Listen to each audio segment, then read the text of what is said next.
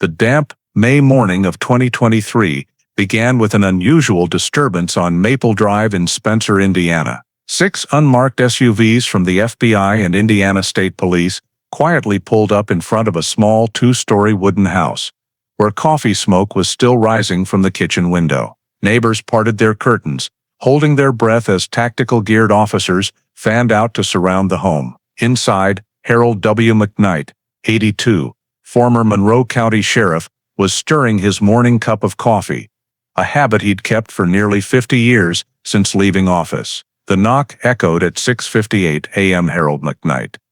FBI and Indiana State Police. We have a warrant for your arrest in connection with the 1975 murder of Megan Caldwell. Officers later recounted that the old man's hand trembled slightly as he set down the mug, but his eyes remained calm, as if he'd known this day would come.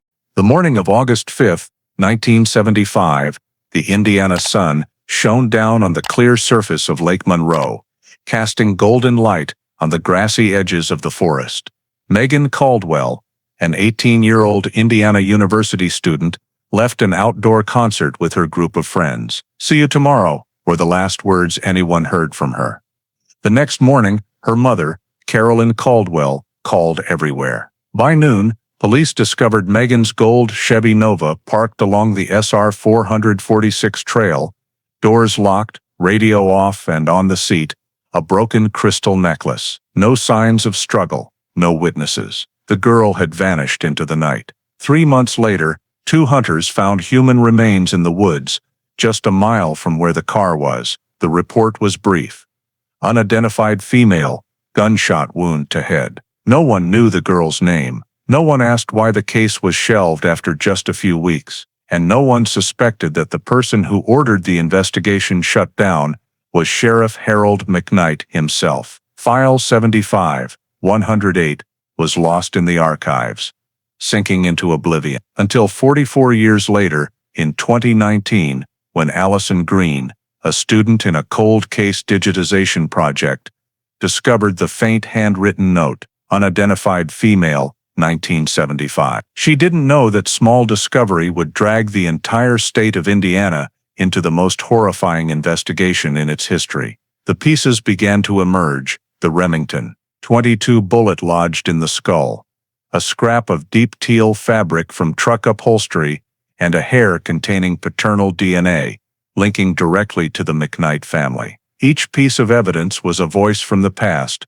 pointing to the same man who once wore a police badge. For decades, McKnight lived in the community like a hero, attending graduations, coaching youth baseball, speaking on professional ethics. But behind that shiny badge was a gruesome secret he'd hidden for half a century. How does a sheriff become a killer? How could an entire town stay silent when justice was strangled right in the sheriff's office? And what made a young student dare to confront the past, to reopen a file the system had tried to forget? Before revealing how investigators shattered the dust of time, and how modern forensic science toppled an empire of lies, hit subscribe and turn on notifications. This channel brings true crime stories where justice was delayed for decades, and how people, not time, brought the truth back to life. Tuesday, August 5, 1975. Bloomington, Indiana. The humid Midwest evening draped a thin mist over Lake Monroe, neon lights from the lakeside bar reflecting in shimmering streaks like green fire trails. Rock music from the outdoor stage still echoed far, blending with the chirping insects. Megan Caldwell, 18, a freshman at Indiana University, stepped out of the concert area with her friends. She wore a thin knit hat, a light scarf, holding a crumpled ticket. "See you tomorrow," she smiled, her voice joyful and clear, then turned toward the parking lot, where hundreds of cars glistened under sodium lights. A friend remembered she was still wearing the crystal necklace, smiling and waving before disappearing into the crowd. As the clock struck midnight, Bloomington hadn't slept yet, but Megan had vanished into the thick darkness, where the lake forest began. 1 a.m., then 2 a.m. In the small house on the east side of town, Carolyn Caldwell sat on the sofa, the table lamp still on, her coffee cup gone cold. She stared at the clock, listening to the steady tick of the second hand. an indescribable feeling rising between worry and fear. The landline phone rang, but it was just classmates checking in. No one knew where Megan was. Carolyn called everywhere. Friends, dorms, bus stops, all gave the same answer. No one saw her after the concert. 3 a.m. A light drizzle began, tiny drops tapping on the window glass. Carolyn stood by the window, looking out at the empty street, the yellowish streetlight casting on the wet asphalt. By 4 a.m., when the wall clock struck 4 heavy times, she tremblingly picked up the receiver and dialed the Monroe County Sheriff's office. Her voice hoarse, she could only utter 4 words, "My daughter never came home." On the other end, the duty officer logged the missing person report, the ballpoint pen scratching on paper, mixing with the clock's ticking. Outside, patrol car lights swept through the wet streets, red and blue flashes scanning the old brick walls of Bloomington, leaving a brief streak of light, like the breath of a story about to begin. The next morning, Bloomington still smelled of overnight rain. Gray clouds hung low in the sky, clinging to the old oak canopies along the road leading to downtown. Megan Caldwell sat at the dining table, the cream-colored phone in front of her, eyes sunken from sleeplessness. The call from last night had been noted. The Monroe County Sheriff's office sent a patrol car to take a statement. They were polite but indifferent. "Maybe your daughter stayed over with friends," the officer said, trying to keep his voice gentle. "We'll wait another 24 hours. Carolyn just nodded, unaware that in their log, next to her daughter's name, the line "No foul play suspected" was already written. By noon, news of Megan's disappearance began spreading across the Indiana University campus. Her friends posted flyers from the photocopier. A photo of Megan at a freshman picnic. Brown hair lightly tousled, wide smile. Below in bold letters, "Missing. Have you seen her?" Students taped them everywhere, from the Laughing Planet Cafe to the Wells Library bulletin boards. Everyone thought she'd turn up. Maybe car trouble, maybe crashed at a friend's. But the second night passed, then the third. No calls, no messages, no traces. Early morning of August 8th, the Monroe County Sheriff's Office officially launched the search. The rescue team included 6 officers, 2 K-9 units, and over 20 volunteers, students, reservists, locals around the lake. They divided the area into 3 directions. The SR 446 route, the northern forest edge of Lake Monroe, and the parking area near Paintown Park. Light rain fell, fog, thick like smoke. The ground was waterlogged. Searchers' shoes sank in mud. Dogs barked echoing through the dense woods. Carolyn joined the northern group, feet caked in mud, holding Megan's scarf for the dogs to scent. "We'll find her," a young officer reassured. But after 12 hours slogging through the forest, they found only mixed footprints and old tire tracks. No jacket, no purse, no crystal necklace, everyone remembered. Rain grew heavier. The forest darkened before sunset. Flashlights swept over trees and mounds, illuminating nothing but steam and fallen branches. An officer noted in his pad, handwriting shaky from wet, "Nothing. No tracks. No scent. Everything feels erased." The second day, they brought rubber boats to scan the lake. The water murky, branches floating. A diver reported something like fabric under the mud layer, but when pulled up, it was just a plastic bag. McKnight, the sheriff, made a brief appearance at the scene, in a long raincoat, face stern. "We'll keep looking," he told local station reporters, then left, leaving the search team to fend for themselves. The Herald-Times the next day ran a small line on page 4, "Student still missing. Police say no sign of foul play." In the small office in downtown Bloomington, a map spread on the table, red pins marking search points. Heller, a young deputy, suggested expanding west of the lake, less trafficked, but the order wasn't approved. "Budget's done," McKnight said coldly. "We can't waste resources on a runaway." Heller fell silent, staring out the window, where rain streaked long on the glass. By evening of the third day, skies cleared, cold wind blowing through soaked cornfields. The last searchers returned, raincoats muddied, flashlights dimming. Carolyn stood at her door, hands holding smeared flyers, eyes vacant. An officer stopped by, saying briefly, "We'll shift this to active missing person case." The words like administrative formality, falling into silent void. On the way back to headquarters, Heller wrote in the team log, "No sign of Megan Caldwell. The woods swallowed everything." And somewhere, thunder faded, rain dissolved, leaving only the smell of damp earth and the sense that something terrible had happened, but no one dared say it aloud. 3 days after the disappearance, around nearly 10 a.m., a man named Earl Jennings, owner of a small farm south of Bloomington, called the sheriff's office. His voice raspy over the phone. "There's a yellow Chevy parked on the roadside for 3 days now. No one's touched it. Looks suspicious." 20 minutes later, a patrol car was dispatched. When they arrived, the 1972 Chevy Nova stood silent on the trail edge. Wheels sunk half a hand deep in mud, dew still on the windshield. No one around, just insects and wind from the lake. Doors locked tight, no pry marks. Young Officer Mike Heller circled it, notepad in hand, bent to check under the chassis. "No drag marks," he said. His partner tried the door, locked. Radio off, no key in ignition. Heller opened the trunk. Key there, thin dust layer, next to women's canvas shoes and a crumpled concert ticket. Corner dated August 5, 1975. He returned to the patrol car, radioed, possible link to the Caldwell girl. The report reached Sheriff Harold McKnight at noon. He left the office, drove to the scene, wide-brimmed hat sweaty. Upon arrival, McKnight looked around, then ordered briefly, "Tow the car to headquarters. We need to examine it."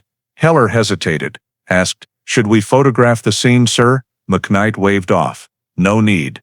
Rain's coming again. Just bring it in. No tape seal, no photos, just a rough sketch on graph paper." The Chevy Nova was towed to the Monroe County Sheriff's office before sunset. In the garage, fluorescent lights blazed white on the mud-splattered body. Heller opened the driver's door, damp and gasoline smell strong.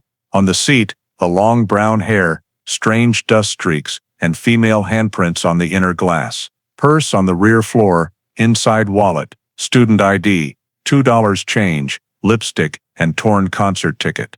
In the seat crevice, Heller found the broken crystal necklace piece, clear beads, one split in half. He noted everything, placed in temporary nylon bags, not yet numbered. When McKnight entered, he glanced then said, "Maybe she ran off. Stuff left like this isn't unusual. Log and wrap it up quick." Heller stayed calm. "Sir, at least we should send the hair and prints for testing." McKnight cut in, voice cold. "State labs overloaded. Don't complicate this." He signed the short report, noting merely, "Vehicle recovered. No evidence of struggle. Possibly voluntary disappearance." Report filed that afternoon, just 2 pages. No fabric samples taken, no interior photos, no proper seal on the car. By evening, the gold Nova was towed to storage behind the building, covered in tarp. Carolyn Caldwell was invited to view the car. She stood silent long before the garage door, hand trembling on the hood. "This is my daughter's car," she said softly, "and she would never abandon it on the road." Heller looked to McKnight, but he avoided eyes, just signaled the clerk to log. Carolyn opened the purse, pulled out the torn ticket and broken crystal. She choked. Megan would never leave without saying, "Something happened." McKnight replied evenly, "We understand, but no crime evidence yet. Maybe she went with someone, argued. She'll return." His words like wind through an empty room. Carolyn bowed her head, tears falling on cold cement. As she left, Heller looked back at the car, lights reflecting on wet glass, everything eerily quiet. He opened his notepad, wrote the day's last line, "Vehicle found near SR 446. No struggle, no prints lifted. Everything feels too clean." And in the silent storage space, the gold Chevy Nova lay there, mute, holding answers no one would hear. When the Chevy Nova was towed from the scene, the empty lot along SR 446 still bore tow truck tire marks. Heller wasn't at ease. The next morning he returned to the area with 2 other officers. The dirt road down to the lake showed strange tire tracks, winding then vanishing in tall grass. He bent down, fingers touching the wet indentation, soil darker around. "Looks like something was dragged," he said quietly. The three followed the mark about 30 meters until the slide faded among oak trunks. A few broken grass blades, soil scratched as if heavy object passed. Heller took Polaroids, marked with red nylon string, then reported back. When McKnight got the info, he just frowned. Could be from the tow truck, not worth expanding. But by afternoon, Heller convinced the search team to return. 4 officers, 2 canine sets, and student volunteers fanned out around the southern lake forest edge. Wind carried cold lake mist, smells of rot leaves and fresh mud mixing. Soft ground, each step leaving deep prints. Front clear paths, back marked trees with paint. Heller led, large flashlight in hand. Dogs sniffed broken grass area, barked short bursts, then quiet. "No blood scent, no human," the handler said, tired voice. Team expanded radius over a mile around the road. They dug unusual mounds, flashed into water gullies, even dived shallow lake parts. After 12 hours, still zero. Darkness fell. McKnight appeared. Black raincoat, damp cigarette in hand. "Stand down," he said. "We're overtime. Nothing here." Heller protested. "Sir, she could be around the lake. We haven't checked west." I said stop. McKnight stubbed the cigarette in mud. "No body, no crime, just a missing person." He turned away, leaving the team in the woods, flashlights reflecting on black water. Next day they returned. Heller wouldn't quit. He called friends. And 2 geography students for help. They mapped the area, marked, searched spots. After 2 straight days, still just fading drag marks and dry leaves. "She's not here," one said, weary. "Maybe body moved elsewhere." Heller gazed at distant lake, white mist cover. Impossible to guess what hid under still water. That evening, back at office. On McKnight's desk, thick file, paper corners rain wet. Last line on temp report, missing person, unconfirmed foul play. Heller read, gripped pen. "We closing the file?" he asked. McKnight didn't look up. "Not enough evidence for criminal probe. Don't turn this into a case when it's not." "But Heller, it's over." McKnight's voice low, final. "We have real work." He knew no more arguing. File clipped into metal cabinet number 108. Small yellow label outside, Caldwell Megan, missing person. Heller stood staring at the label in dim light, feeling like burying something more than a report. August 15th, Carolyn Caldwell got official letter. "No signs of crime in your daughter's disappearance. File archived pending further info." She read each word, hands shaking, tears on paper. "Archived," she repeated, choked. "She's not a file." Next day, Carolyn wrote to State Indiana, requesting independent probe. No reply. Heller got copy, clipped with McKnight's internal note. "Ignore. No further action." That night, he drove to SR 446. Darkness swallowed trees, lake wind biting cold. He stopped where Nova was, stepped out, flashed into woods. Grass regrown, drag marks gone, only damp earth smell and frog calls. He opened pad, wrote last. Trail leads to nowhere, evidence gone with the rain. Far off, Bloomington city lights hazy on sky, not enough to illuminate what happened in that dark forest. Morning of October 19th, 1975, the forest around Lake Monroe had turned autumn colors. Red oak and yellow maple leaves covered trails, air cold dry with wood smoke from distant homes. 2 local hunters, Ray Haskins and Doug Miller, with their hunting dog off-leash in southern Lake Hills. Around past 9 a.m., the dog suddenly barked wildly, ran down a dry creek bed, paws scratching black mud. "Ray, it scented something," Doug said, following. Near, the stale smell of damp earth and something odd stopped them. Amid rot leaves, not animal carcass, but a mud-caked human skull, half sunk, half floating. Brown hair still on bone, torn shirt part, old denim, wrapped arm bones. Doug retched, Ray handkerchief over mouth. Few steps away, dark green fabric scrap, thick like felt, caught on roots. No more words. They hurried out, ran to nearest gas station on SR 446 to call police.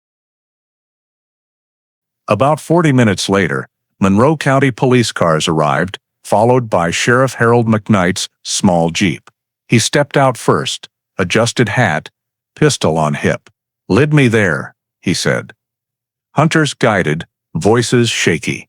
At sight, McKnight paused, eyes scanning sloping forest edge, light through leaves on wet ground. He signaled 2 officers to cordon, nylon string around 10-meter radius. "No one in except me, and no taker," he said curtly. Heller arrived minutes later, saw McKnight bent over body, thin gloves, measuring distance from skull to creek with ruler. Heller took Polaroids, but McKnight stopped. "Enough, no need for too many." Heller frowned, silent. He noticed small round hole on left temple, blackened rim. "Looks like a .22, he whispered. McKnight glanced, casual. "Maybe, we'll know from forensics." He stood, dusted off, bent to pick nearby green fabric, thick material, like truck interior felt. He flipped it, tucked into brown paper bag. "Keep this," he said, handing to clerk. "Might be useful." When temp forensics team arrived, sun tilting, they collected remains, leg bones, arm bones, jean scraps, brass buttons. Heller noted hair still in small bun at nape, clay stuck. "This is female," he said. Forensics nodded. "Appears so. Age about 18 to 20. Dead at least 2 months. Words silenced Heller. 2 months, exact since Megan Caldwell vanished. McKnight ordered pack up. Wanted body to Monroe County morgue before dark. When Heller suggested leaving scene overnight for detailed photos, McKnight dismissed. "No need. Rain tomorrow, photos ruined anyway."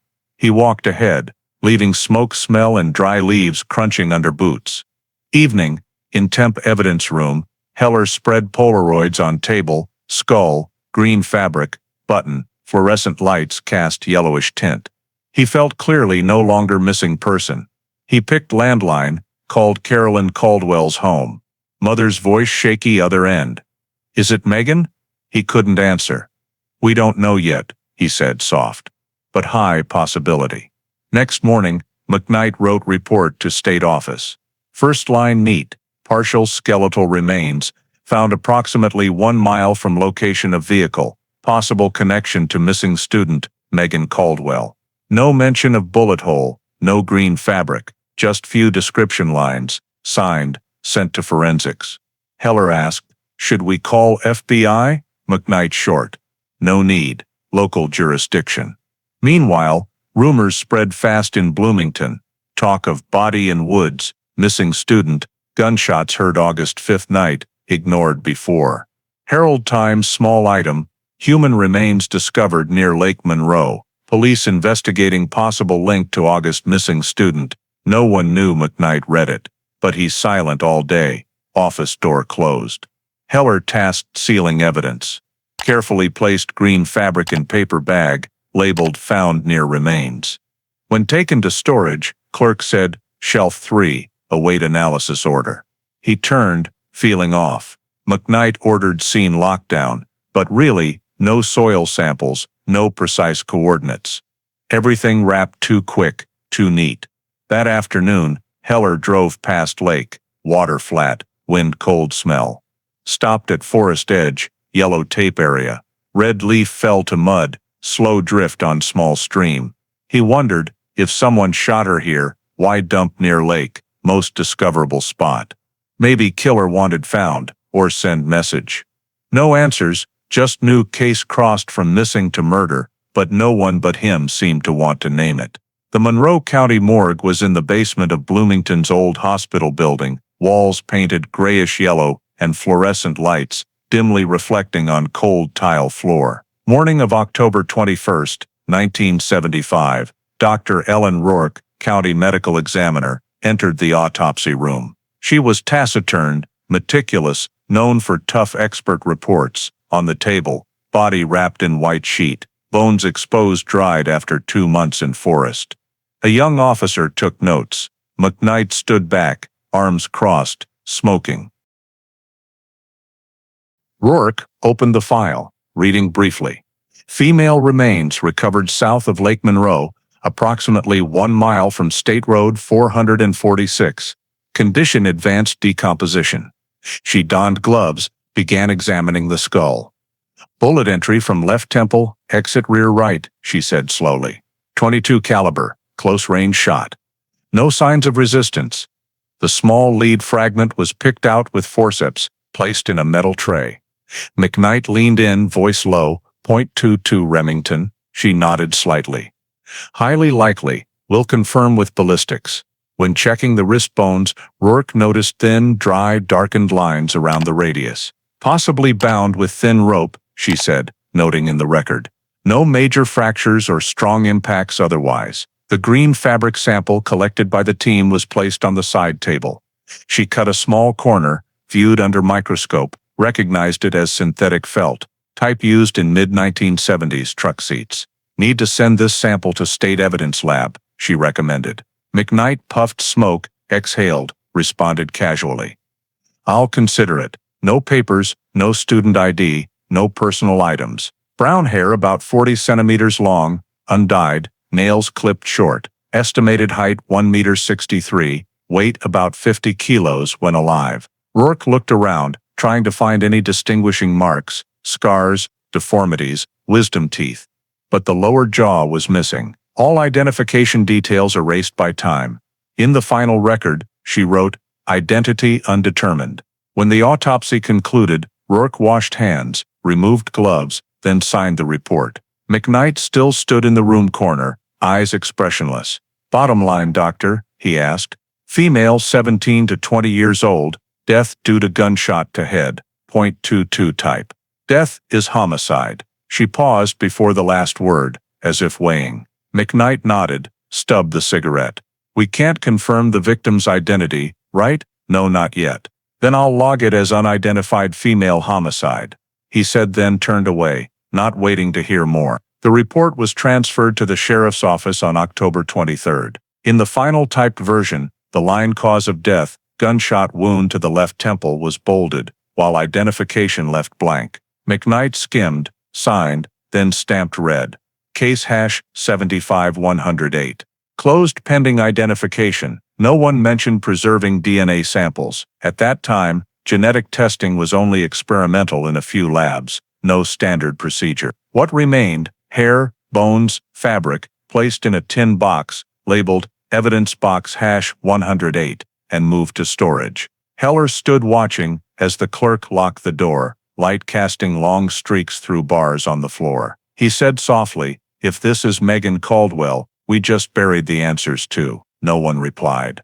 3 days later, when the investigation completed procedures, the body was permitted burial. That morning, Bloomington skies overcast, autumn leaves fluttering over the southern city cemetery lawn. No official funeral, just a truck carrying a simple wooden coffin and 2 morgue workers. On the small stone marker engraved, unidentified female, 1975. Carolyn Caldwell was not informed. She still waited for a police call. In her office, Rourke kept a copy of the report in a private drawer. She had a habit of retaining files that unsettled her. Before leaving, she looked at the tray holding the .22 bullet fragment, metal dull in the light. A young girl shot in the head, and no one asks why, she muttered. That afternoon, Heller came to McKnight. Are we sending the bullet sample to State, sir? He asked. McKnight was writing monthly reports, not looking up. No need, no suspects. Anyone could own a .22, and the fabric. Keep in storage, await ID confirmation. He wanted to say more, but McKnight stopped pen, looked straight. Heller, sometimes it's better to let things lie. Don't turn a missing person into a nightmare for this town. That evening, Heller drove past the new cemetery. Streetlights cast yellow on sparse headstones. He stopped before the fresh, unmarked grave, just a small wooden stake marked 108 in black paint. Autumn wind blew biting cold, damp earth smell filling the air. He knew this case would be forgotten, folded into files, but inside rose a heavy feeling that girl's death wasn't random, and someone in town knew it better than anyone. In the 3 weeks after the forensic report was completed, The Monroe County Sheriff's Office conducted a series of interrogations. They called Megan Caldwell's close friends to headquarters, mostly fellow Indiana University students. Small room with old wooden table, creaking ceiling fan, and cigarette smell clinging to curtains. McKnight sat at the head, twirling pencil, Heller taking notes. Megan's roommate, Laura Kent, recounted, "She was very careful, never went anywhere alone at night. That evening, Megan left the concert earlier than us. She said she'd head back to study." Laura paused, eyes down to hands. "She never returned to the dorm." McKnight asked indifferently, "Did you see anyone with her?" Laura shook head, then hesitated. "I just remember a green truck parked nearby, headlights still on." Heller noted it, while McKnight frowned, minor detail, possibly unrelated. The next day, police went to the cafe where Megan worked part-time, Maple Diner on Kirkwood Road. The owner, Martha Higgins, recalled, "That night the kid left at 5:30, jean jacket, wearing crystal necklace. A middle-aged man in worker uniform came in for coffee and talked to her at the counter. Didn't hear clearly, but saw him drive a moss green truck, old model." Heller asked, "Remember the plate?" "No," she sighed. "Just the truck had a dented back door and torn seats inside." McKnight checked watch, said, "We'll note it. Thanks." He didn't request further detailed statements. In the following week, over 10 witnesses were questioned, including Megan's ex-boyfriend, Tom Weaver, an engineering student. Weaver arrived at headquarters in a dark sweater, weary look. He said, "We broke up 3 months ago. I knew nothing about the concert. I was at a friend's all evening." McKnight pressed, "Anyone confirm?" Weaver replied, "4 people. They can testify." Heller checked the list, saw alibis match timelines. He marked cleared. Weaver looked at him, voice choked. She wasn't the type to run off. Someone did something to her. A week later, a new witness report emerged. A passerby, Robert Callan, stated that around nearly midnight August 5th, he drove past SR 446 area and saw a brown-haired girl standing by a yellow car. "I remember clear because my headlights reflected on the lake. She was talking to a man in a green truck. Thought they were arguing because she crossed arms." He leaned out window. Callan paused, regretful. "When I looked back again, they were gone. Truck too." Heller immediately saw this detail important, but McKnight cut short. A roadside witness in dark over 50 meters away couldn't see. He noted in margin, "Unreliable." Heller argued, "We should check green truck lists in area, at least ask DMV." McKnight shook head. "Not enough for warrant. You plan to ask every owner? Hundreds like that in Monroe." He stood, gathered files. No suspects, no solid witnesses, no motive. This case goes nowhere. November 15th, summary report sent to state office. Conclusion wrote, "Investigation yielded no conclusive leads, no evidence of foul play. Case remains under review." Heller read copy, saw no mention of .22 bullet hole, no green fabric or truck statements. He brought query to McKnight. "Sir, why not mention ballistics find?" McKnight shelving files, not turning. "Preliminary result, no need to note. And fabric sample, we keep it. Not enough to send state." They'd laugh at a dirty felt scrap. His voice dry, emotionless. Late November, Rourke called Heller. She wanted to know any progress on victim ID. "No," he said. McKnight closed the file. Other end silent, then she said softly, "I've worked many cases but never seen a death ignored so fast." December 3rd, 1975, McKnight signed final document. Typed line even, case hash 75108. Missing person, presumed dead. No further investigation recommended. Heller watched red stamp on paper, feeling like hearing iron door lock. In evidence storage, metal box holding case items relabeled. Inactive. Unsolved. The 1980s passed quietly. The Caldwell case nearly vanished from memory of those who worked at Monroe County. In the police storage, hundreds of file boxes stacked to ceiling, dust thick like thin ash. Each tin box had its own code, handwritten in red marker, and in that chaos, File 75-108. Megan Caldwell's case slid off official lists. In a 1983 inventory, a new clerk mislabeled it, placing in recovered property, 1974 bin. From then, no one touched it again. In that iron box was all that remained of a person: bone fragments, brown hair tied with rubber band, green felt scrap, faded jean jacket, a nylon bag with torn concert ticket, and broken crystal chain. What was once evidence hope now just mute remnants. When McKnight retired in 1982, Caldwell case, not in pending homicide list, it simply struck from ledger, noted in blue pen, inactive. The following years, storage moved 3 times, from old courthouse basement to new county warehouse, finally underground archive of Monroe Admin Center. Each move, hundreds boxes lost labels, misplaced. No one knew where 75-108 was. When Heller, now out of the force, returned to ask in 1986, archivist just shook head. Nothing under Caldwell in catalog. He stepped out, looking long musty hallway, feeling everything he'd done buried with time. The 1990s, Indiana began standardizing missing persons files. Pre-1980 cases, reviewed for entry into new state ID system. But digitization then just entering summaries. No one dug old boxes. Since Caldwell file misfiled and lacking ID info, it never entered. By 2001, when McKnight died, case not even mentioned in unsolved cases of Monroe County list. Only a few old-timers in the field, hearing Megan's name, vaguely recalled the student who vanished near Lake Monroe back then. 2009, National NamUs database officially launched, allowing states to cross-reference missing and unnamed bodies via DNA. Indiana counties ordered full old file reviews. A team of young staff came to Monroe for inventory. They opened bins, entered data, but only files with names and info uploaded.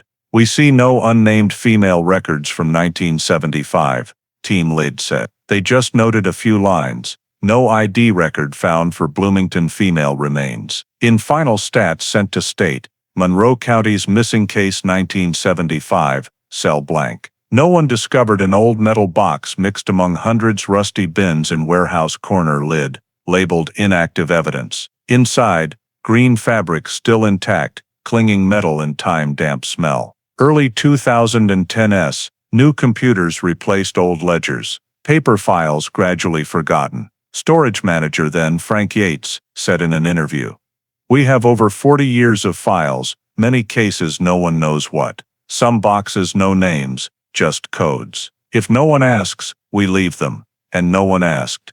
Around then, a major 2011 flood soaked admin center basement, nearly 2 feet water. Some file bins heavy wet, ink bled. During cleanup, staff piled wet boxes against wall, dried, resealed. Among them, box 108, label faded to just the 1975. August 2012, Indiana state notice required counties update Jane Doe, unidentified files. Monroe County replied, no records exist in 1970, 1980 period. Copy to NamUs noted, Bloomington Jane Doe, missing data, and status marked record not located. Administratively, the case like never existed. When NamUs fully operational, new investigators in other states could access database for matches. Thousands identified via DNA, but Bloomington Jane Doe not. No entry, no DNA samples, no data to compare. In electronic system, she simply didn't exist. 2015. Office worker Paula Greer tasked clearing expired evidence. She opened list, saw boxes 100, 110 never reinventoried. All pre-1980, no value left, supervisor said. Greer hesitated but attached archive-only tags. Box 108 pushed deep into last shelf, covered dust and cobwebs. Outside, Bloomington changed. University campus expanded, SR 446 repaved.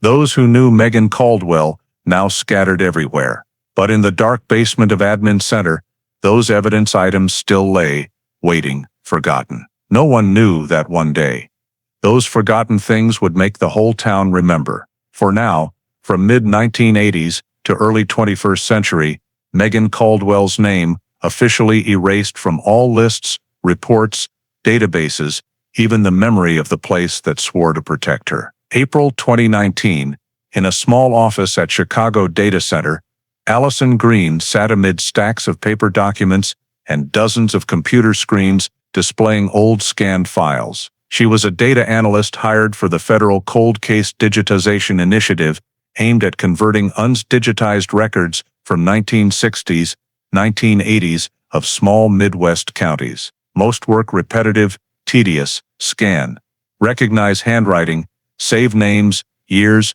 file numbers. But that morning, in Monroe County, Indiana catalog, a line made her stop. On the faded card, dark blue ballpoint ink nearly bled from water. Unidentified female, case hash 75108. Gunshot wound to head. No name, no signer. Investigating officer column blank, case status typed, filed inactive. Allison leaned closer to screen, frowned. Below the line, a small red ink note.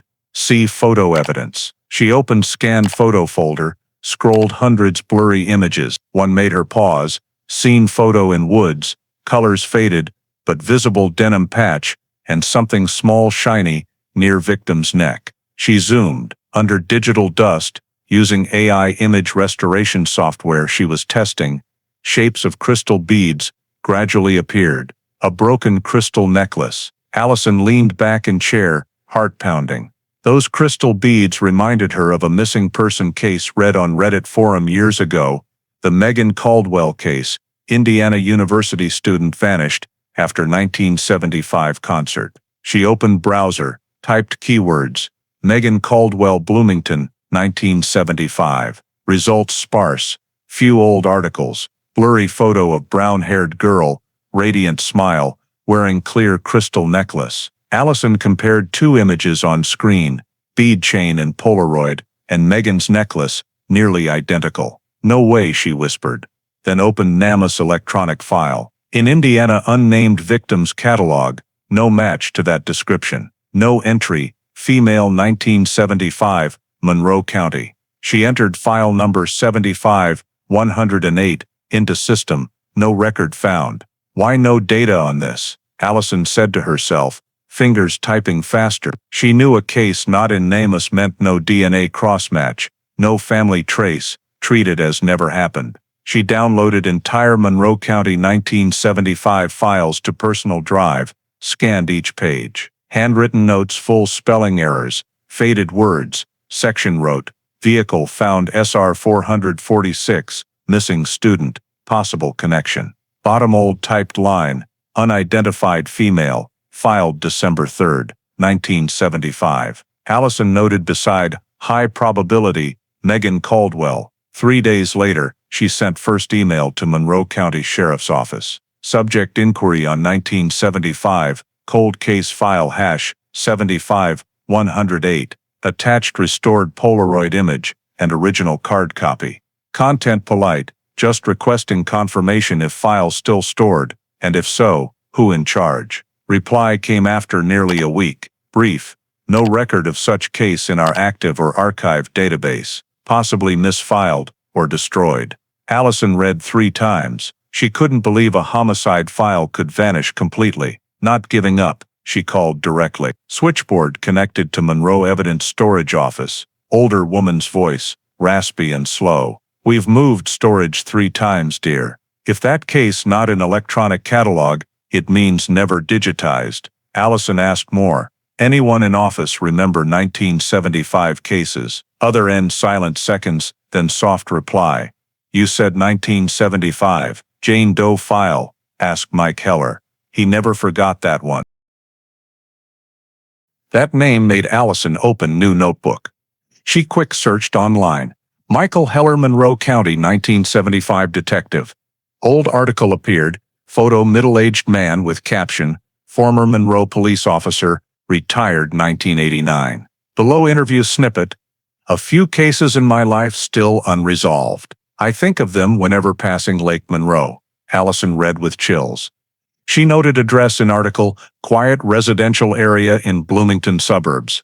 Nearly half-century passed, but instinct told her Heller was the missing piece. She decided to go directly to Indiana to meet him, before this file forgotten once more. That night, in room lit by screens, Allison sat alone looking at two photos side by side, one smiling Megan Caldwell, one Polaroid of unnamed body in woods. She zoomed. A line. Noticed same small cut between two crystal beads, same position, same clasp style. She sighed, scared and excited.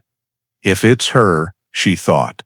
This is the longest buried case the system never knew. Outside window, Chicago glowed lights, but for Allison everything blurred. In her mind only the line on the scanned card, unidentified female, 1975. One line amid millions data, but it shouldn't exist in silence. It was a historical error, and she would be the one to force history to correct it. May 2019.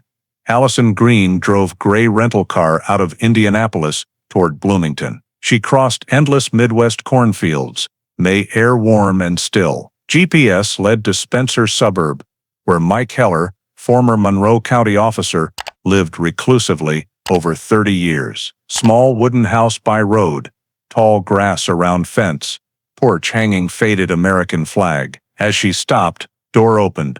Old man emerged, white hair, tall thin frame, cane in hand. "You're Green? The one called about old case?" His voice raspy, but still strong. Allison nodded, waved hello. "I'm here for file 75, 108. The 1975 Jane Doe." Mr. Heller looked at her long, then opened door to invite in. House smelled of old wood and coffee. Walls hung series old photos of 70s Monroe County police. Khaki uniforms, wide hats, smiling by patrol cars. Heller poured coffee, hands slight tremble. "Thought that case died long ago," he said. Allison replied, "In the system, yes. But original file still there. I found note unidentified female, 1975, and necklace photo. I think it's Megan Caldwell." Hearing that name, Heller looked up, wrinkled eyes bright momentarily. "Caldwell," he repeated. "Never forgot that girl." He stood, went to storage room, rummaged in metal cabinet. Moment later, returned with thick envelope, tied rubber band. "Kept copies of original reports. Not supposed to," he chuckled softly, "but knew one day needed." He placed envelope on table. Allison untied, inside yellowed photocopies of scene reports, few Polaroids, and internal memos, dated October 19, 1975. Among them Heller's handwritten line, "Sheriff McKnight arrived before forensic team. Ordered to stop excavation. Reason, weather." Allison frowned. "You say he arrived before forensics?" Heller nodded. "I was there," Hunters reported. "We first on site. McKnight drove himself, told me cordon area. But he didn't wait state forensics. Directed evidence collection himself. Said don't dig further, then gathered everything into brown paper bags." He paused, voice hoarse down. "I saw him pick a green fabric scrap from dirt and pocket it. Later, in files, that scrap gone. Report said, only clothes and bones." Allison was silent, hands flipping through each page. One of the photos was a Polaroid taken at the scene, forest edge, muddied body, and in the corner of the frame, reflected in the truck glass, was the shadow of a man in police uniform. When she zoomed in, the light was dim but still recognizable, the outline of the Monroe County badge on the shoulder. "This is McKnight," Allison said, heart beating fast. Heller nodded slowly. "I know, but back then who dared say anything? He was the sheriff, respected by everyone, and I was just a rookie. When I suggested sending evidence to the state lab, he said no need. This girl ran off with someone. End of story." A few weeks later, file closed. "I kept these copies because it felt wrong." Allison placed her hand on the stack of papers. "Do you know why McKnight wanted to stop digging at the scene?" Heller took a deep breath. "I have no proof, but he had a connection to Megan's mother, Carolyn Caldwell. They met a few times at church council. People whispered but no one dared ask." He sipped coffee, voice lower. "I think he knew who the victim was from the start." The room fell silent. The wall clock ticked steadily. Outside wind gently rustled the window. Allison looked at the yellowed papers in her hand, feeling like holding the very memory of a buried case. "I need to copy all of this," she said. Heller nodded. "You can keep the copies. I've held them long enough." He pulled out another small envelope, inside an unpublished scene photo, wider angle, clearly showing a green Ford F-100 truck parked at the forest edge. "This was McKnight's truck," he said softly. "Back then I thought coincidence, but now not so sure." Allison took a long breath, trying to stay calm. "With this evidence, we can request reopening the case. I have friends at Indiana State Police Cold Case Unit." Heller looked at her, eyes mixed fatigue and hope. "You really think they'll listen? It's been 44 years. If I don't do it, no one will." Heller smiled faintly. "You remind me of myself. When young, I once believed truth would surface on its own, but not always." He stood, walked to the bookshelf, took out a leather-bound notebook. "This is my journal from that year.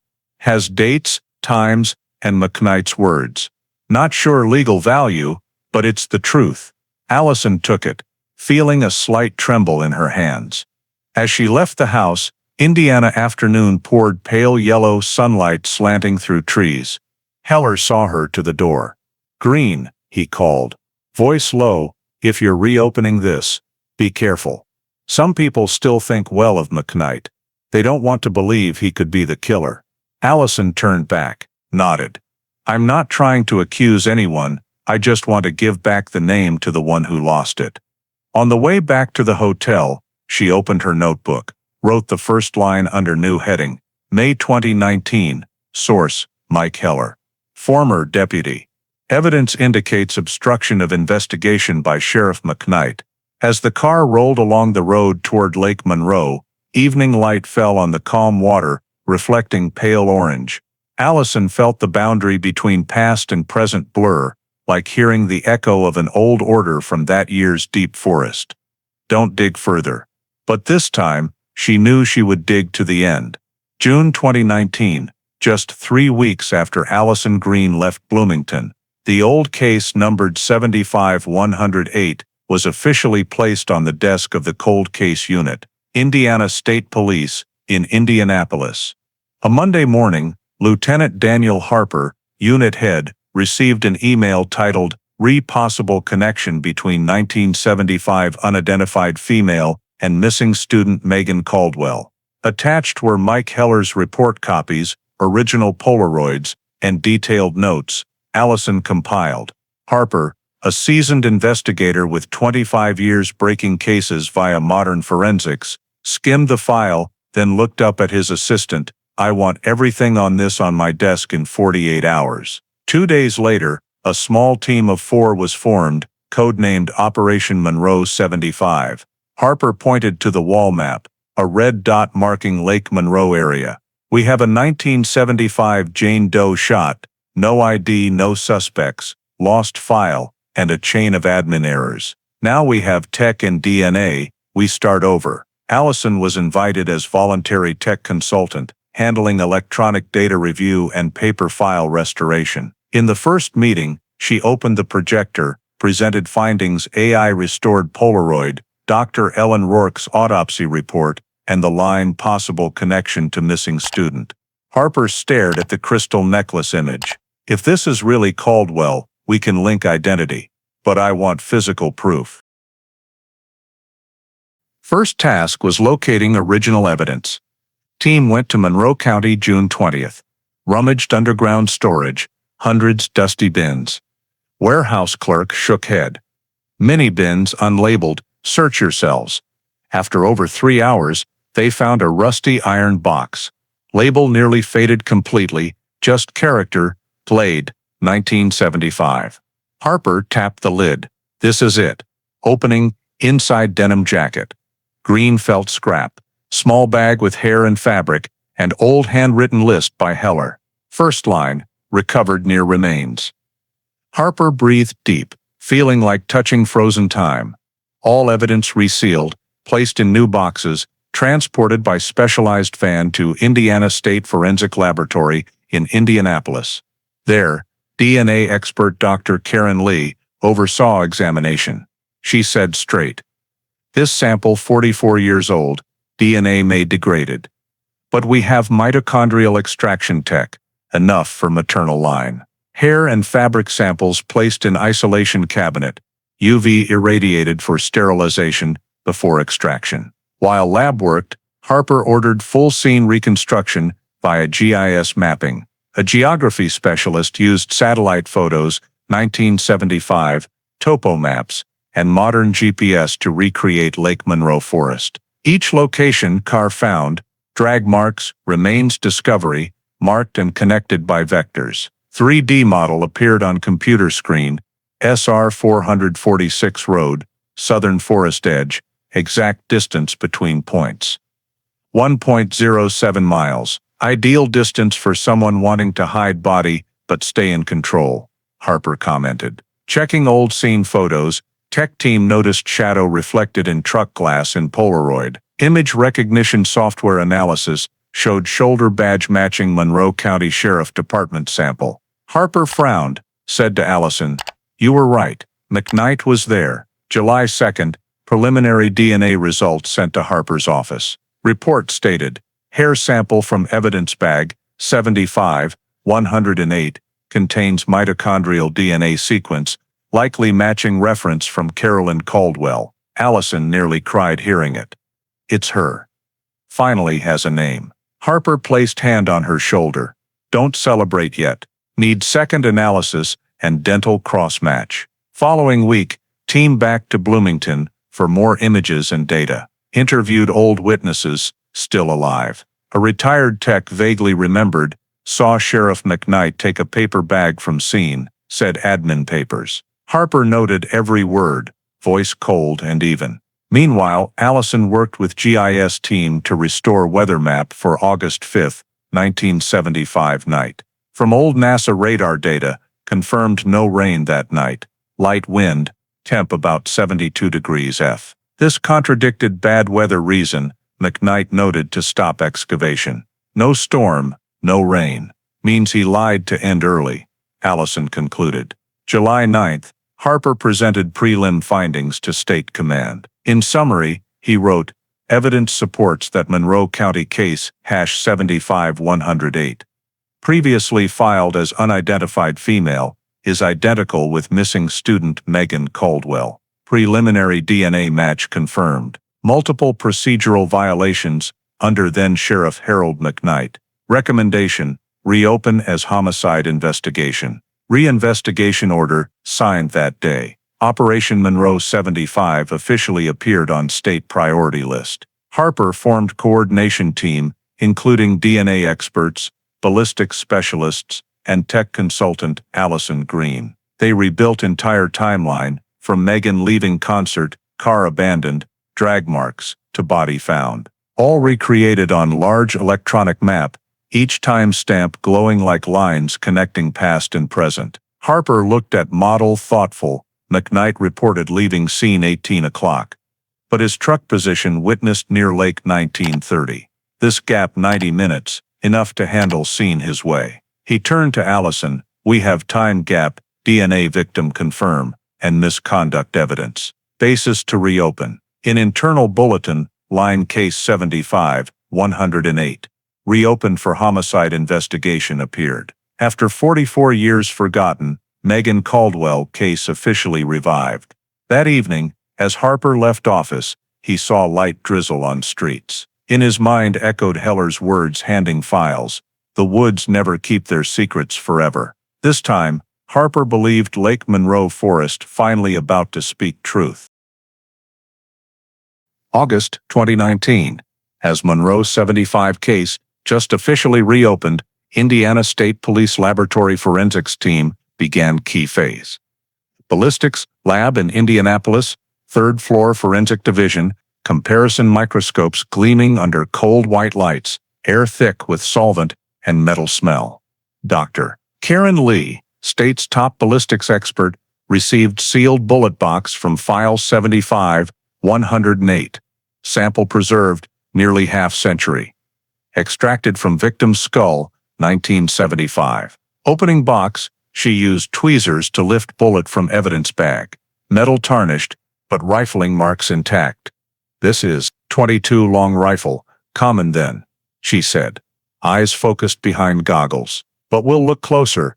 She placed bullet on glass stage, used oblique light to illuminate grooves. Each gun, even same make, leaves unique rifling on casing and bullet, like fingerprints. After hours observation, she concluded, Remington .22 long rifle, manufactured 1974, right twist rifling, 4 lands, 116 twist. Data entered into NI-BIN, National Ballistics Database, for match with registered samples in Indiana history. Initial result, no match found in recent records. Dr. Lee turned to Harper.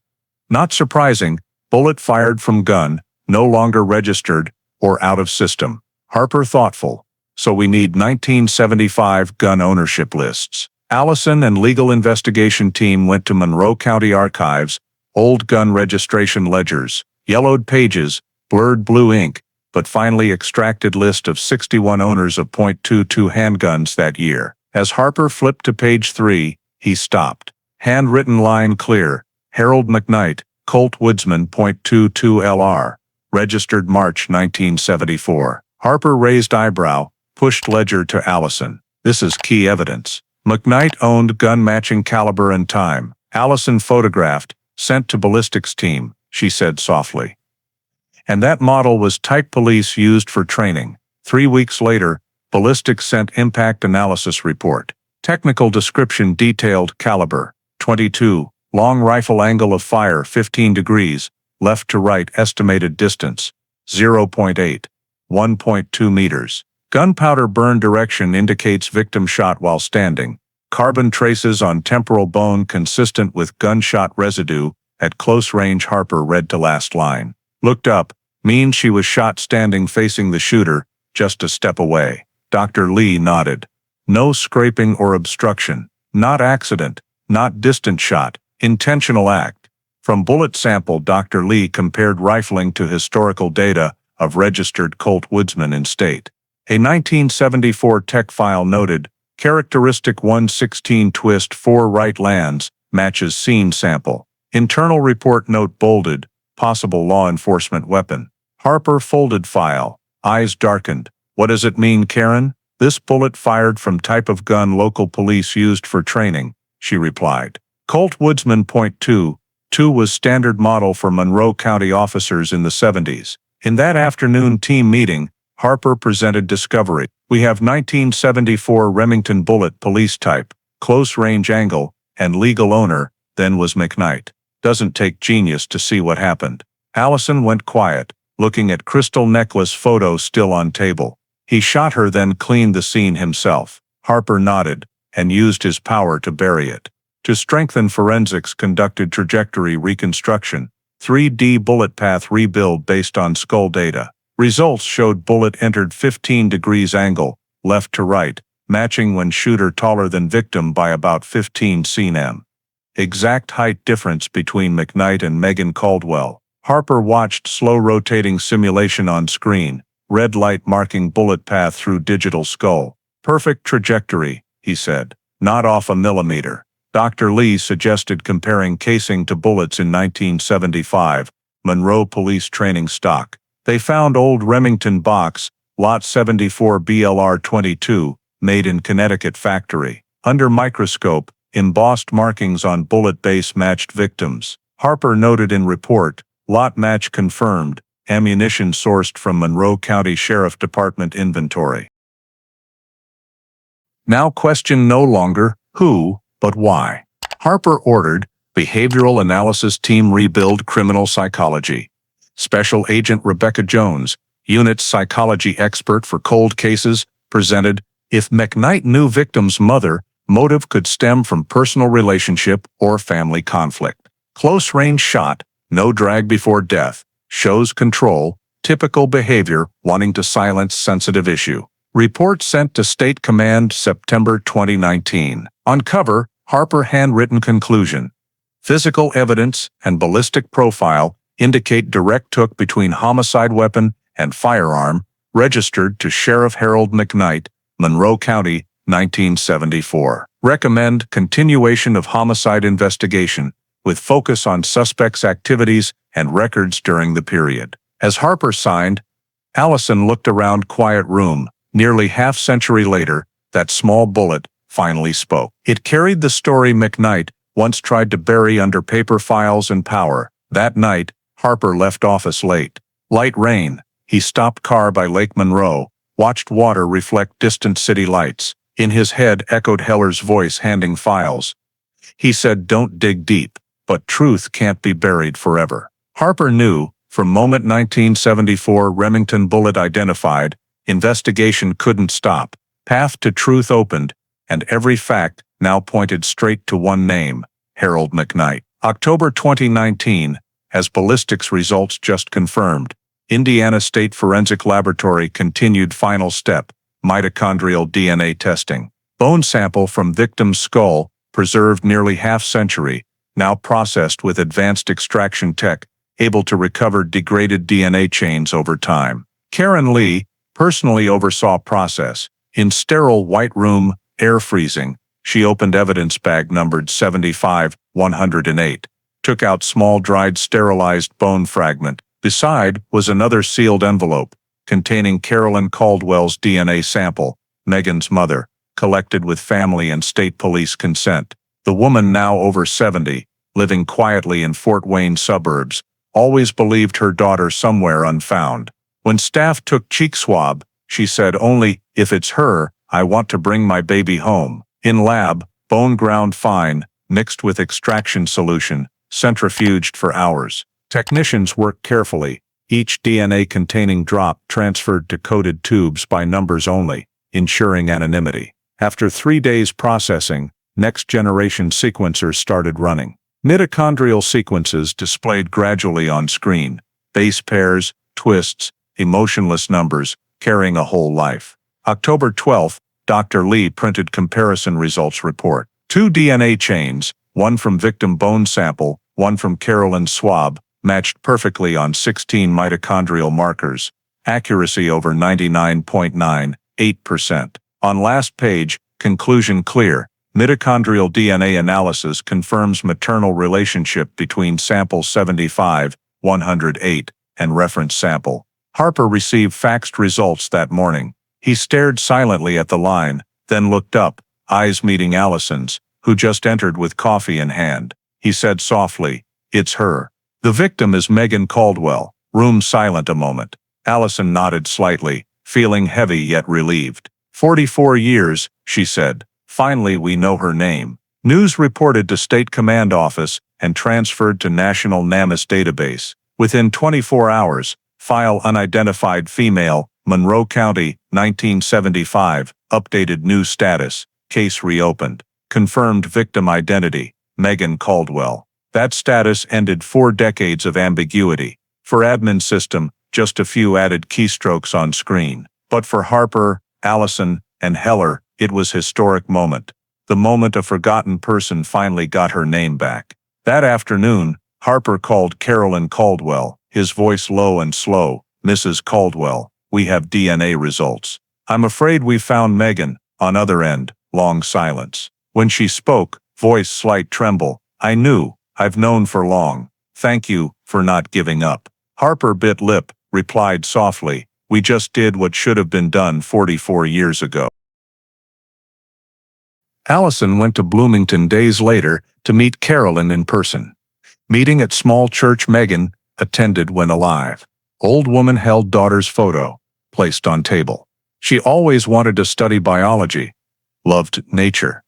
Lake Monroe was where she went for quiet. Allison listened, said nothing, just nodded. When asked, "Who do you think did that to her?" Allison replied slowly, "We're finding the answer, but seems like the very person everyone trusted back then." Carolyn looked out window, afternoon sun on silver hair. "Mr. McKnight?" she asked, voice calm to chilling. Allison didn't answer, but that silence enough for confirmation. In cold case unit office, Harper convened internal meeting. He projected case map, timelines, then pointed to Polaroid with uniformed shadow. Now we have everything: bullet, DNA, motive, and lies. He paused a beat, voice firm. This no longer hypothesis. This is homicide covered by the one responsible for investigating. Lie, added data. From bone DNA sample, we also detected trace red clay characteristic of western Lake Monroe area. Different from discovery site, means she killed elsewhere, then moved. Harper nodded, explains drag marks near car. He shot her elsewhere, then dumped body in woods. Allison tasked drafting DNA correlation summary report, compiling entire process from finding lost file, meeting Heller, to DNA analysis and ID confirmation. On first page she wrote, the recovered remains from Monroe County, previously listed as unidentified female 1975, have been conclusively identified through mitochondrial DNA as belonging to Megan Caldwell, reported missing August 5, 1975. This identification corrects a 44-year administrative omission and reclassifies the case as homicide. Report sent to both FBI and National Forensic Institute as exemplar for importance of cold case digitization. Heller, now over 70, received copy by mail. He opened, sat silent, long. Under desk lamp, he looked at Megan Caldwell printed clear, then said softly, finally the girl came home. November, Harper held a small press conference at State Police Headquarters. Before the cameras, he said briefly, after 44 years, thanks to DNA technology and the cooperation of experts, we have identified the victim in the 1975 Monroe County case. Her name is Megan Caldwell. She was a daughter, a student, a person deserving to be remembered. And from today, this case will continue to be investigated as a homicide. Allison stood behind the frame, hands clenched tight, tears welling up. Amid the press flashes, she clearly heard the mental click of saving the file, case reopened, confirmed victim identity. Not just an administrative update, but a silent vow that justice would not stop at calling the dead by her right name. It had to make the one who made her dead pay the price. As the press conference ended, Harper looked at Allison and said softly, "We've brought her home. Now it's time to find who made sure she couldn't return." And in that moment, both knew the real investigation was just beginning. January 2020, as snow blanketed Bloomington, the Operation Monroe 75 investigation team began the scene. Reconstruction phase, the most crucial part to connect the scattered evidence chain over 45 years. In the Indiana State Police Cold Case Unit tech room, blue screen light illuminated the tense faces of investigators. Lieutenant Daniel Harper stood before the slowly rotating 3D model on the large screen, precise recreation of every meter of land around Lake Monroe, based on satellite data, old scene photos, and field measurements. This is where the Chevy Nova was found. Harper pointed on the map, and this is the dirt road leading into the forest where the body was discovered. Distance, 1 mile, slope 12 degrees. She was shot somewhere around here, then dragged downhill. Allison Green, now the case's primary tech consultant, typed quickly on the keyboard, zooming into the SR 446 roadside area. Indentations and soil grooves, recreated via terrain reconstruction algorithms. She pointed out parallel tire tracks, spaced 65 inches apart. This spacing corresponds to a mid-sized truck, likely a 1975 Ford F-100. Harper nodded, matches the truck McKnight, registered. For confirmation, the field forensics team conducted real-world testing. A same-year Ford F-100, same tire size, was driven through a similar area on January 10th. Tire impressions in mud, measured and compared to original Polaroids. Results off by just 0.6 inches, nearly perfect. Can't be coincidence, technician Roy Kim said. Turn angle and slide marks match completely with 1975 photo. Meanwhile, the State Evidence Lab completed analysis of the green fabric scrap from the 1975 iron box. Results silenced the team.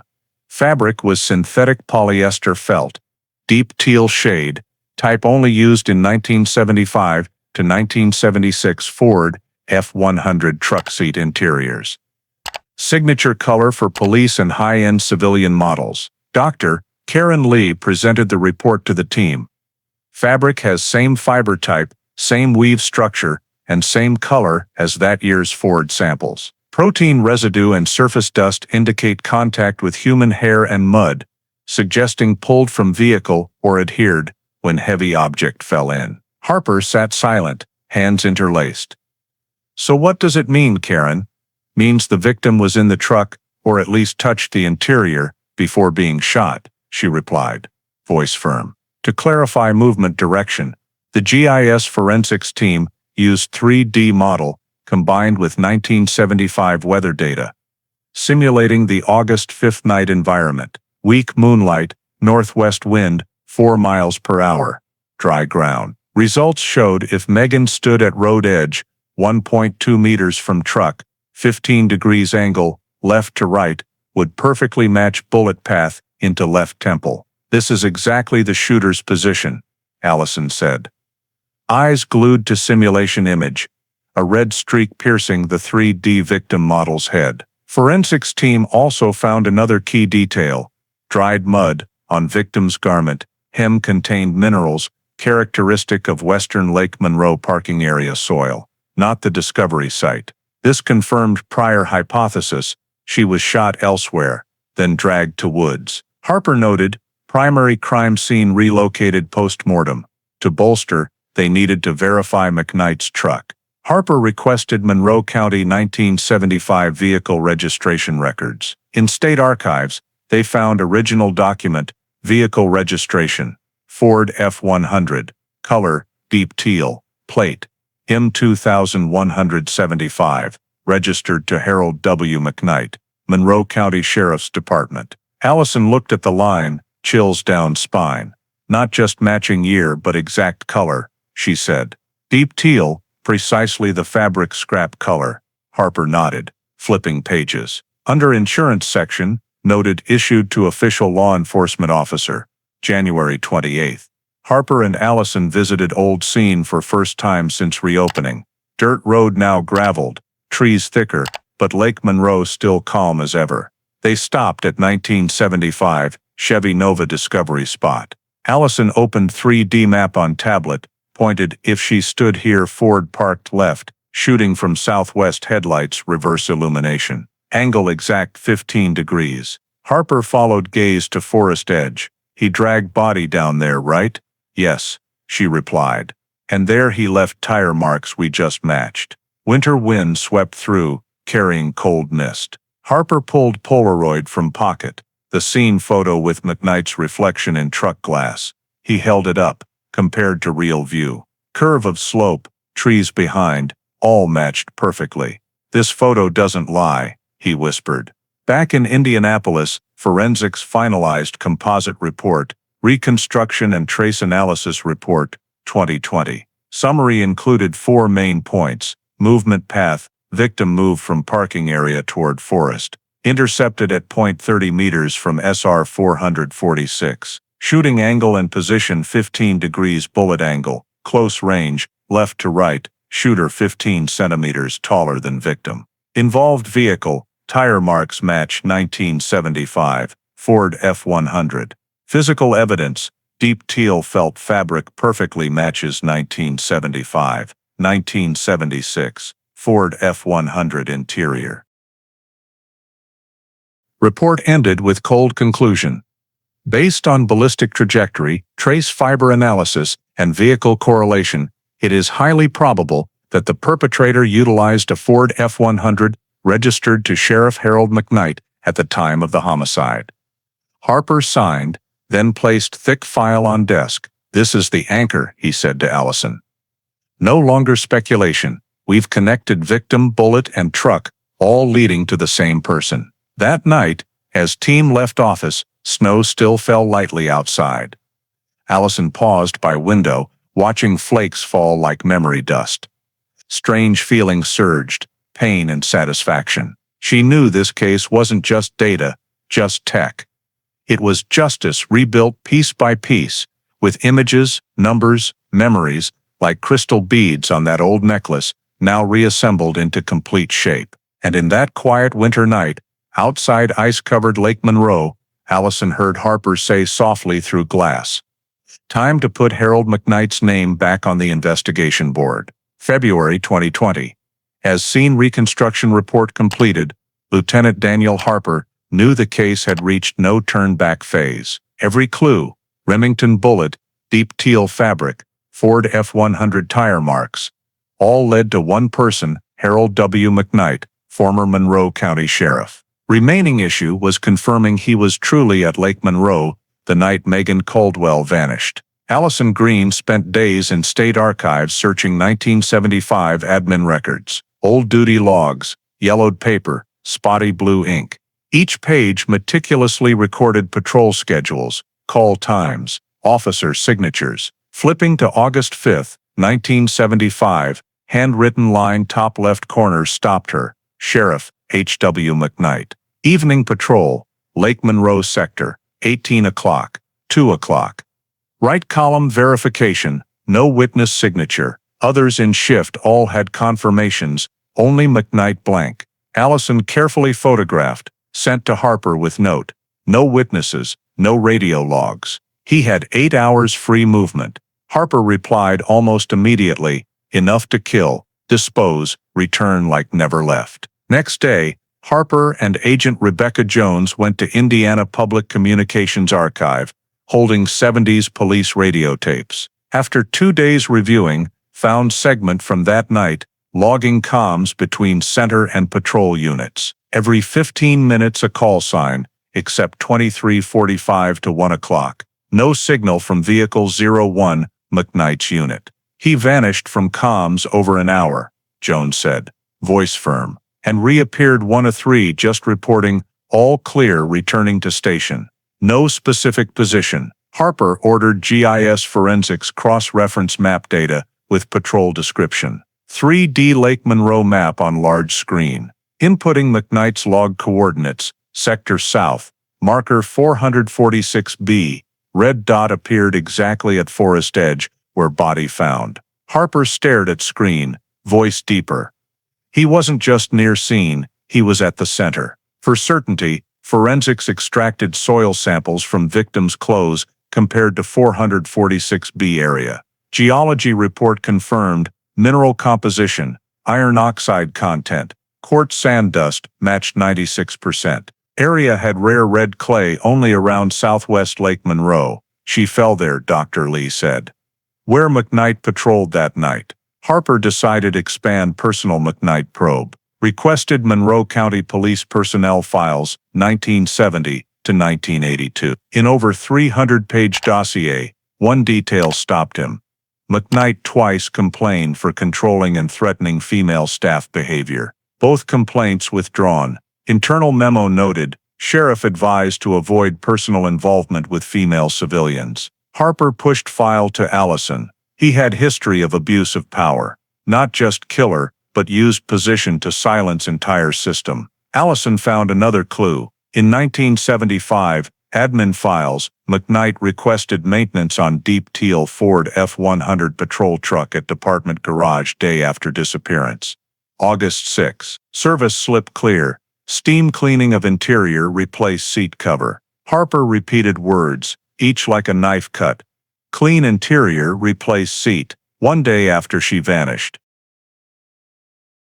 Team silent. No need to say all understood, McKnight erasing traces.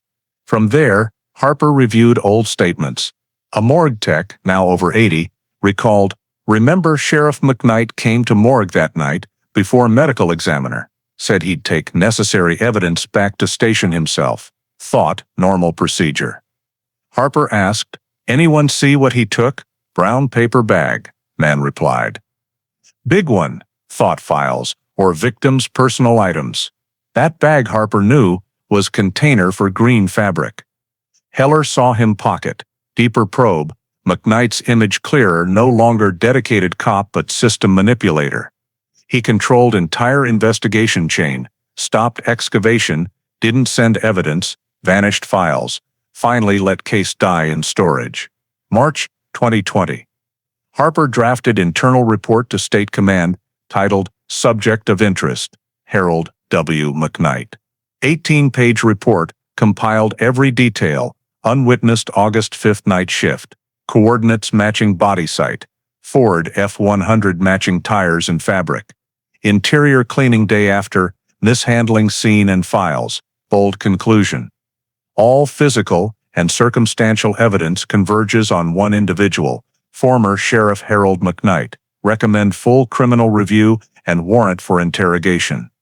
Harper placed thick file before Allison. No longer question. He's prime suspect. She nodded, eyes worried. Where's McKnight now? Harper replied. Spencer, Indiana. Still alive, 82. No office, but old friends still in machinery. You think they'll protect him? Allison asked. Harper looked out window, melting snow streaking glass. Maybe, but this time, he can't control files.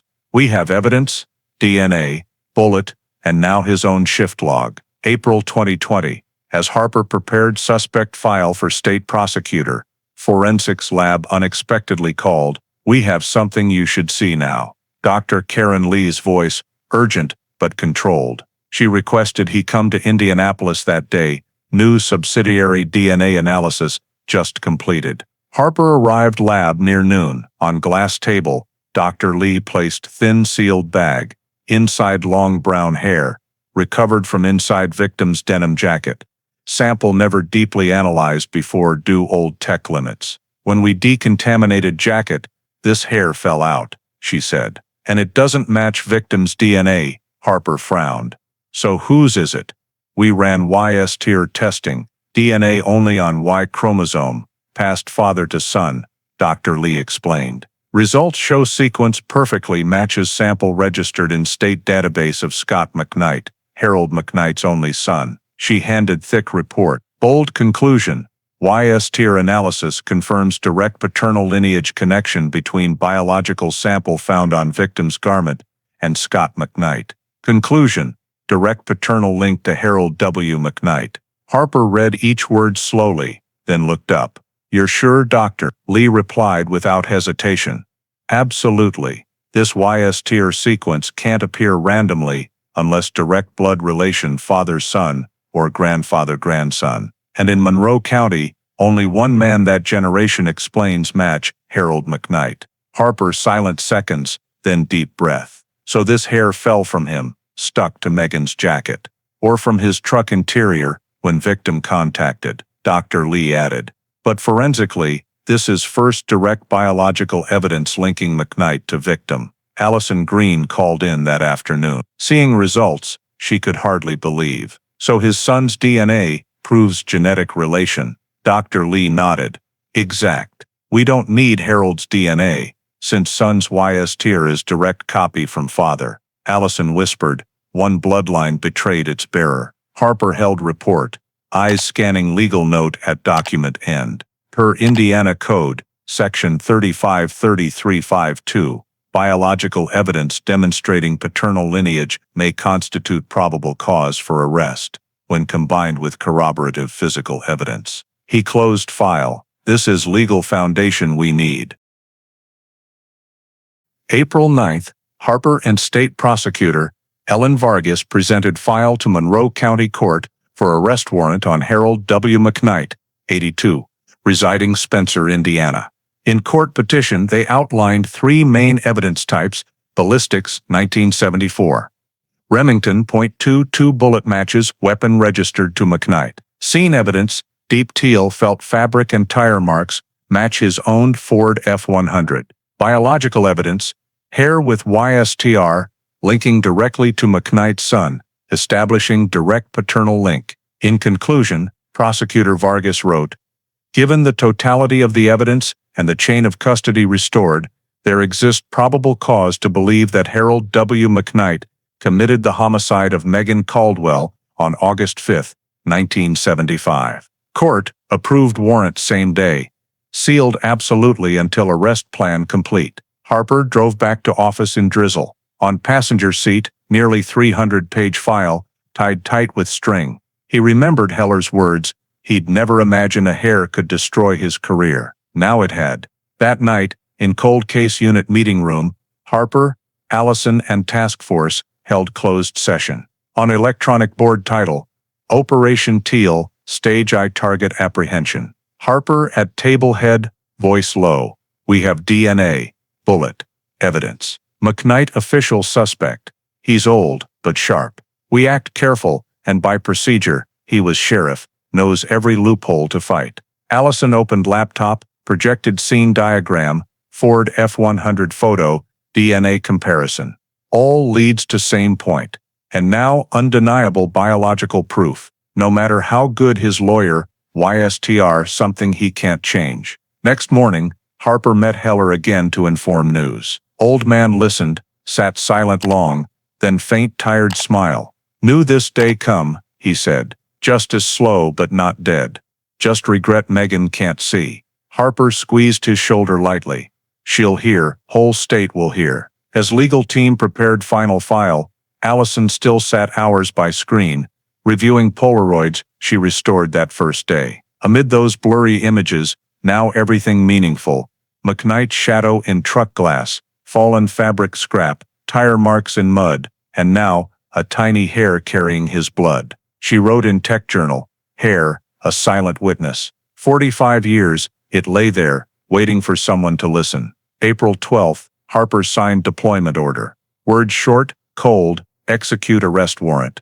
Harold W. McKnight, Spencer, Indiana, 0700 hours. As he folded paper, looked out window, spring rain blurring Lake Monroe, he felt strange calm.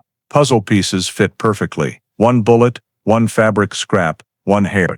All against the man who once believed he could control everything, even truth. Before leaving office, Harper turned to Allison. Tomorrow, we end first part of this journey, she asked softly. Think he'll talk?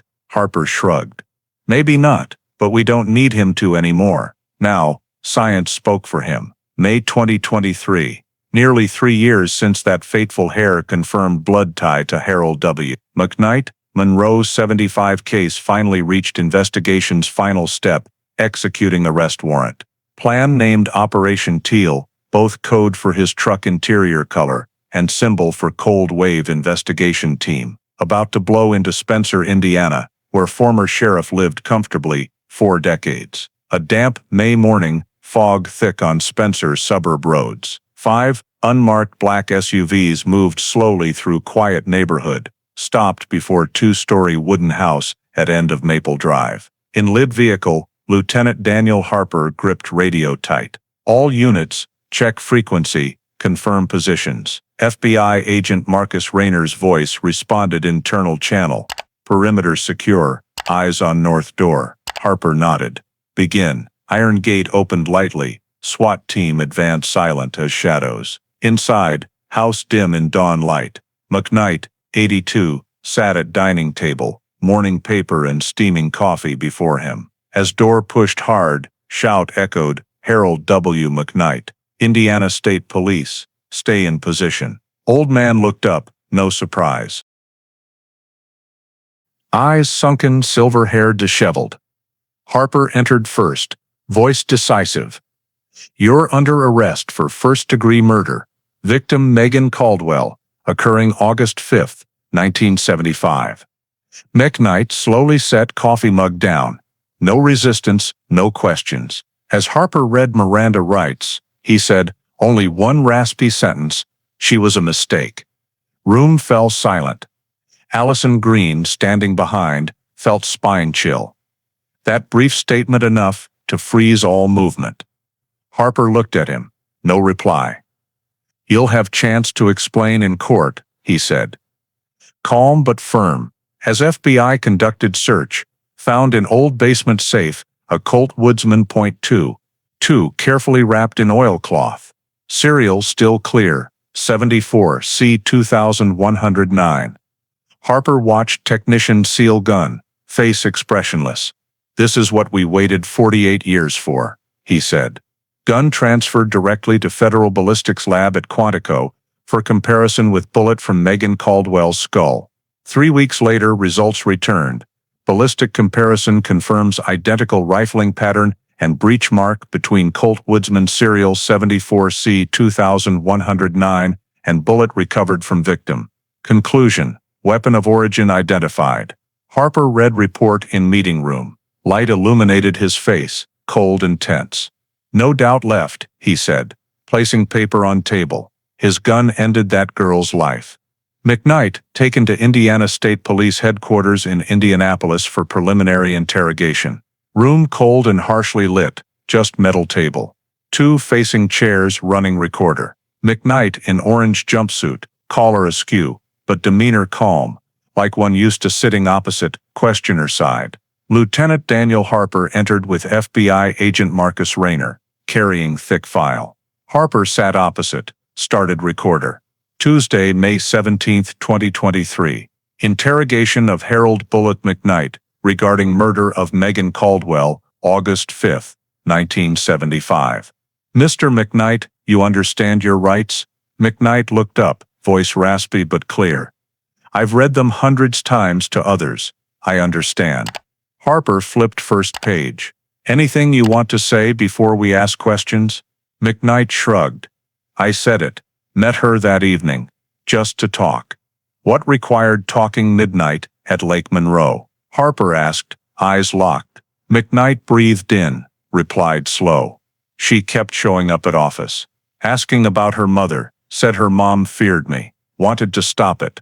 That's all. And you did by shooting her? McKnight faint smile, crooked like crack on old stone. You boys always think simple. I protected that town. Kept everything stable. Harper placed Polaroid on table, photo reflecting McKnight's shadow in truck glass. You were at scene. Your DNA on her jacket. Your bullet in skull. Anything to explain? McKnight looked at photo long, then said, voice near whisper, she looked too much like Carolyn. So much, I couldn't stand it. Harper leaned forward, voice lowered. You had relation with Megan's mother, right? McKnight no answer, just stared into eyes, gaze cold and empty. Interrogation lasted over 3 hours. He didn't confess, but each word exposed pathological control behavior. Harper asked, ever interfere in other missing cases during your sheriff time? McKnight replied slowly, sheriff has to control. I knew everything. If someone needed to vanish, sometimes to protect others. The answer made Harper turn to Rayner, both exchanging a brief glance. Rayner activated a separate recorder. Professional voice. You said sometimes someone needs to disappear. What do you mean? McKnight closed his eyes, leaned back in the chair. 2 other girls, 1974, then 1978. They didn't heed warnings. Harper stopped the recording, signaled Rayner to leave the room. Both stepped into the hallway, where the FBI criminal psychology team observed through one-way glass. Olivia Merrow, behavioral analysis expert, said softly, he exhibits the pattern of a dominance-oriented offender power control criminal. He views women as things to be controlled, especially those who resist or challenge his authority. Harper low voice, he didn't kill out of anger, but because he was defied. Merrow nodded. The 1975 girl wasn't his first victim. There are 2 unsolved cases in Monroe and Owen counties. Cynthia Lowe, 19, missing 1974, and Aaron Tate, 21, missing 1978. Both vanished around the lake area and were both questioned by McKnight when he was sheriff. Rayner opened old FBI files, showed Harper 2 sketches from the era, both young women, brown hair, faces similar to Megan Caldwell. Both cases, no bodies found. McKnight handled investigations, reports ended identically, no foul play suspected. Harper breathed heavily, said softly. He had a repeating behavior pattern. They returned to the interrogation room.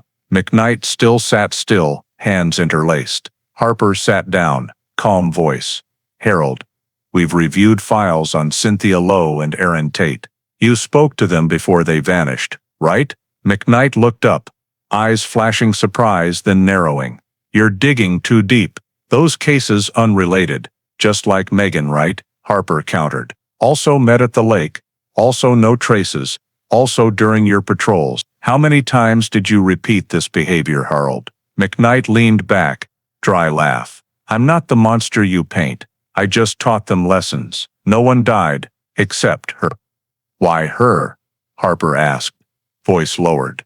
Because she wasn't afraid of me, McKnight said slowly, like confessing to himself. She looked straight at me and said I was a coward. No one says that to me.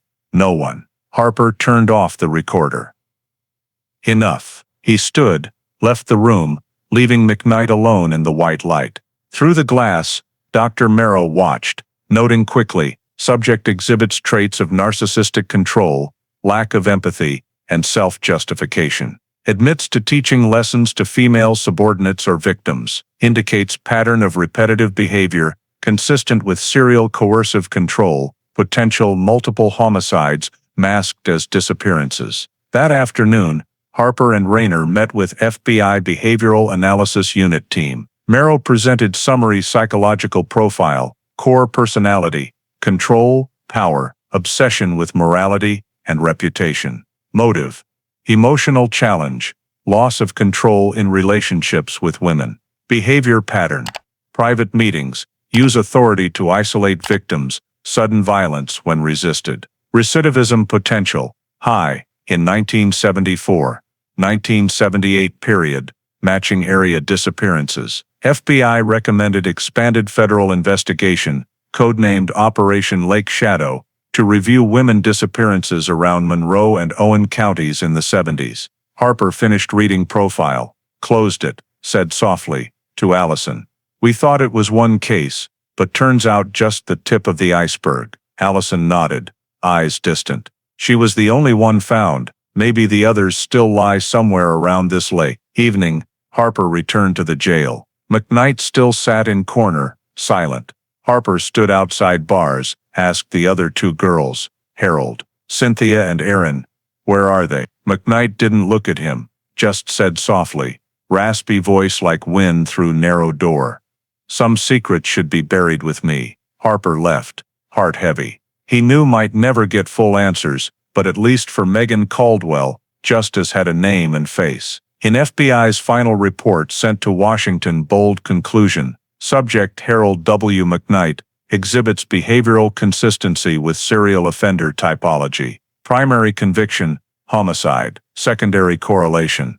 Cynthia Lowe 1974, Aaron Tate 1978, investigation ongoing. Harper finished reading, looked up through jail window, where sunset dyed concrete walls red. He said softly, almost to himself, justice can't undo the past, but at least it has named the darkness correctly. November 2023, Bloomington sky gray thick, autumn wind, whipping through bare trees before Monroe County Courthouse. Over half-century since Megan Caldwell vanished that night, first steps of justice finally echoed in the old courtroom, where Harold W. McKnight once sat in the prosecutor's chair years before, when he was symbol of order and power.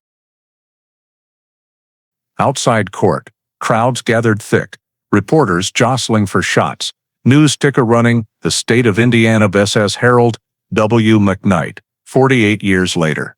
In courtroom, winter cold light shone on McKnight's silver hair. He sat still, in issued gray suit, wrists lightly cuffed, face gaunt, but eyes retained cold pride. Beside him, defense attorney Gregory Lane, family hired, famous for swaying jury emotions. Opposite, state prosecutor Ellen Vargas arranged thick file before her. She glanced quickly at witness row. Allison Green, Mike Heller, Dr. Karen Lee, Lieutenant Daniel Harper, all present. 9 a.m., Judge Richard Holloway gavels declares opening. Criminal trial, State of Indiana case number 23 CR 041, charging Harold W. McKnight with first-degree murder, victim Megan Caldwell. Vargas opened with decisive, clear voice. Your Honor, ladies and gentlemen of the jury. Today we are here not just about a murder, but about betrayal of justice. That man who once stood on this dais as law enforcer, used power to conceal his crime for 48 years. But time cannot erase truth. She held up first photo, the broken crystal necklace. This is where it all began. She presented evidence sequentially. 1974. Remington. .22 bullet extracted from victim's skull. Deep teal felt fabric matching McKnight's Ford F-100 interior. 3D map pinpointing truck position at scene. And finally, YSTR DNA results proving direct paternal link between hair on victim's jacket and McKnight's son. Courtroom fell silent as Vargas placed DNA report on large screen. Bold line clear. Direct paternal link to Harold W. McKnight. Vargas turned to jury. No one else but him could leave that trace on Megan Caldwell's body. Then she called first witness, Mike Heller. Over 70, but voice firm, recounting 1975 body discovery night, when McKnight appeared before forensics and ordered don't dig further. Heller pointed at defendant. I saw him pick that green fabric scrap with his own hands. Afterward, it vanished from files. Whole town thought case dead, but I knew he didn't want anyone finding truth. When Vargas finished questioning, Lane stood for cross. Mr. Heller, you're recalling events nearly half-century ago. Could you be mistaken? Heller replied straight. No, some things you never forget, especially when the boss lies. Second witness, Dr. Karen Lee, presented ballistics and DNA analysis. On large screen, she showed match results between Remington bullet and McKnight's Colt Woodsman. 100% compatibility. This no longer speculation, it's scientific fact. Allison Green's turn. Air froze. She recounted journey starting from faint handwritten line, unidentified female, 1975, to DNA results day. I'm not police, but I won't accept someone forgotten just because system failed, she said.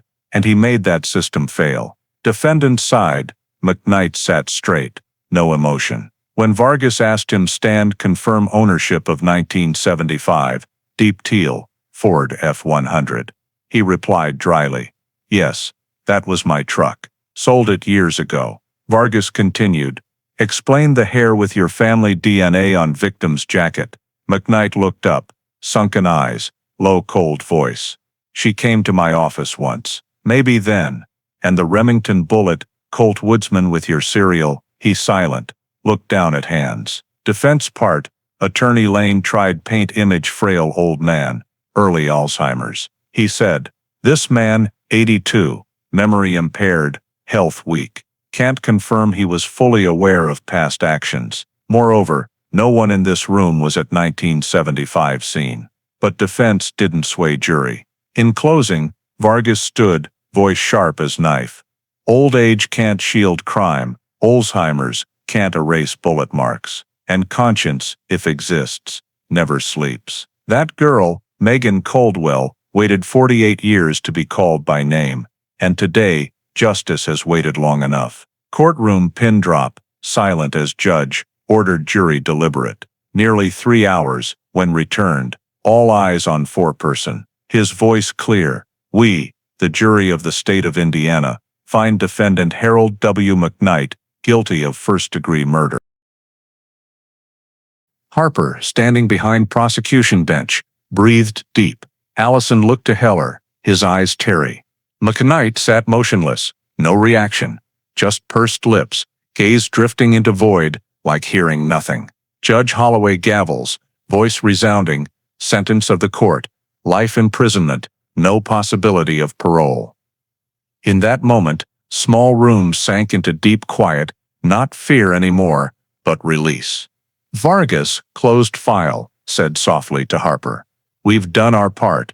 He nodded. No, justice just beginning.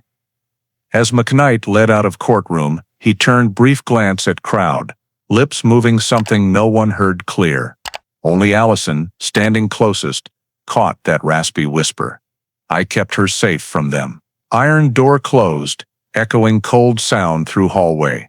Harper turned to Allison, said softly, that's how he justifies in his head that he killed to protect. Control to the end. Outside, rain began falling, washing thin dust from court steps.